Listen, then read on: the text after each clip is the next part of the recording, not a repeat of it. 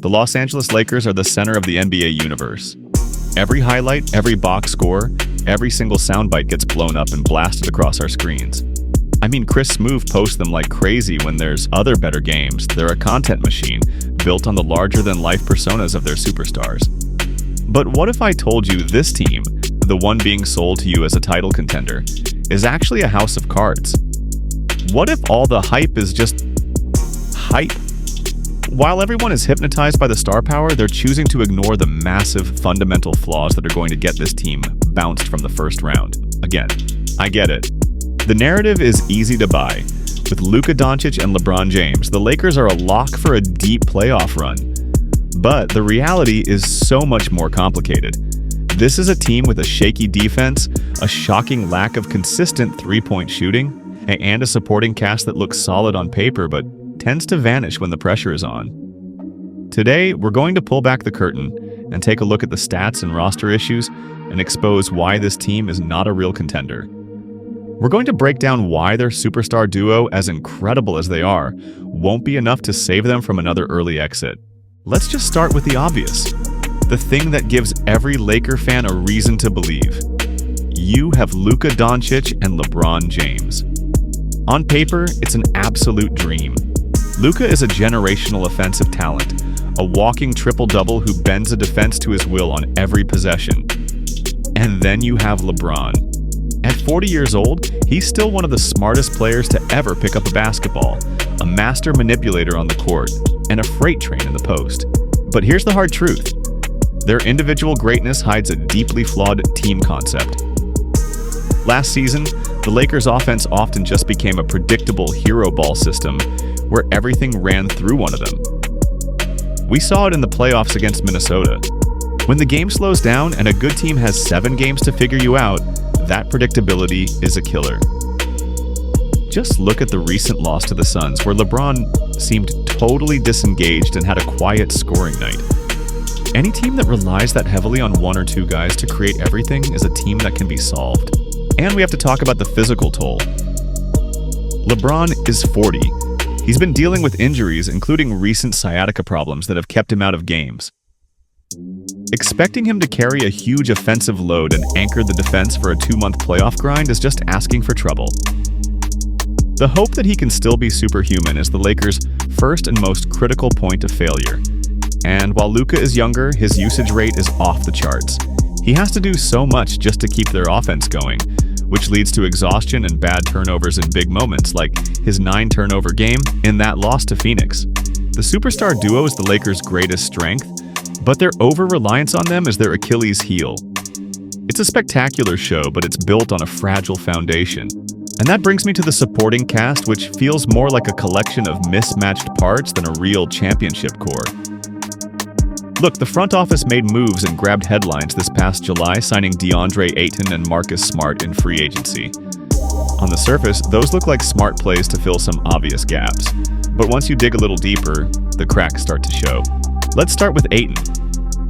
He was brought in to be that dominant big man the Lakers have been missing, the guy who can finish all the plays Luka and LeBron create. But Ayton's entire career can be summed up in one word: inconsistent. He was supposed to be a franchise player in Phoenix, but his effort and defense were always being questioned.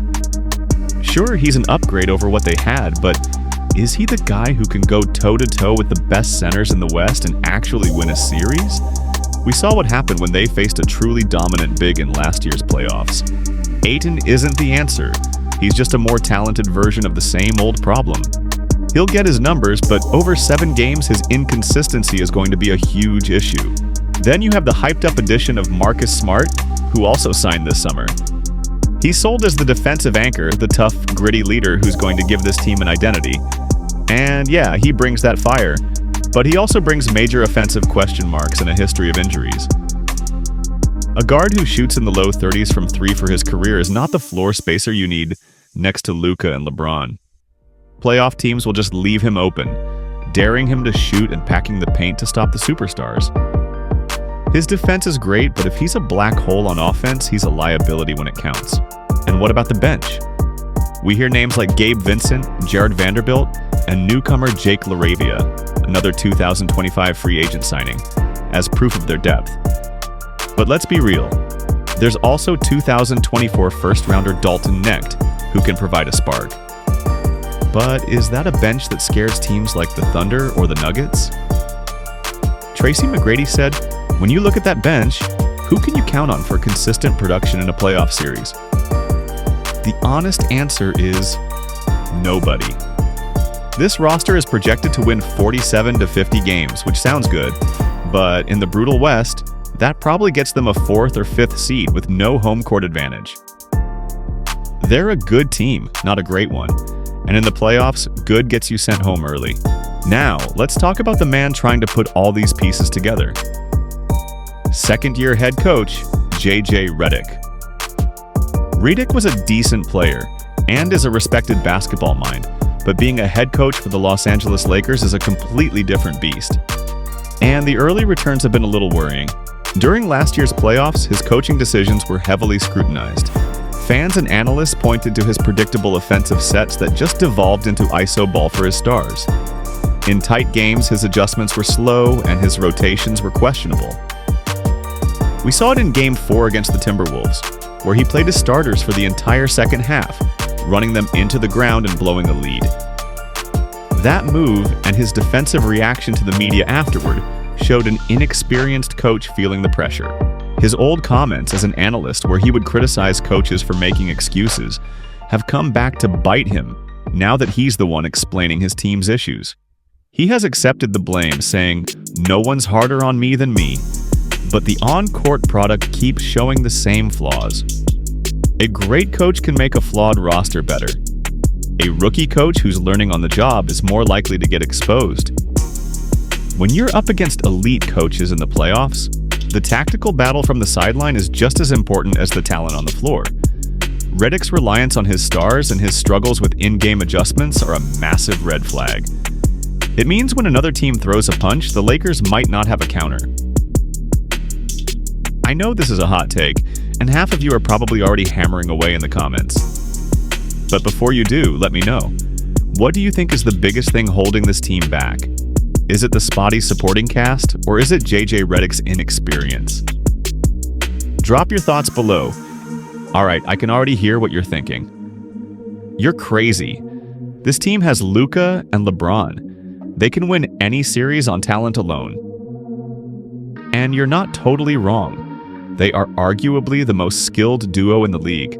On any given night, they can beat absolutely anyone. But championships aren't won on any given night. They're won over a grueling 7-game series where every single weakness gets put under a microscope and exploited. Talent alone doesn't win rings. Cohesive, well-built teams do. And this Lakers team just isn't that. Their defensive problems are no secret. Analysts have pointed out for a while that their best offensive players are all defensive liabilities. And that's a problem that becomes fatal in the playoffs. The Western Conference is absolutely stacked. You have the defending champion Oklahoma City Thunder, a deep and disciplined team.